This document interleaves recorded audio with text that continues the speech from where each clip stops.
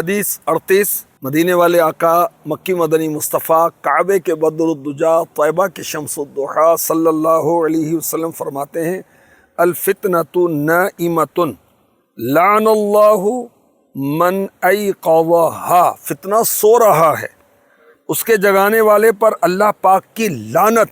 اللہ اکبر۔ تو بغیر کسی دینی فائدے کے لوگوں کو پریشان کرنا، اختلاف ڈالنا، مصیبت ڈالنا، آزمائش میں مبتلا کرنا، نظام زندگی کو بگاڑ دینا، یہ ہے فتنہ، سمجھے؟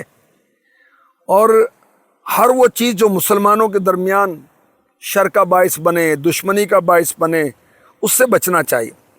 اور قرآن کریم نے فتنے کو قتل سے زیادہ سخت کہا، والفتنۃ اشد من القتل، سورہ بقرہ آیت نمبر 191 امام بیضاوی رحمۃ اللہ علیہ فتنے کے قتل سے زیادہ سخت اور برا ہونے کی وجہ بیان کرتے ہیں کہ قتل کے مقابلے میں فتنے کی تکلیف زیادہ سخت ہے، اس کا رنج، اس کا الم زیادہ دیر تک قائم رہتا ہے، اس لیے اس کو قتل سے بھی زیادہ سخت کہا گیا۔ اللہ ہمیں فتنوں سے بچائے، فتنہ بازوں سے بچائے، آمین۔ صلو علی الحبیب صلی اللہ تعالی علی محمد۔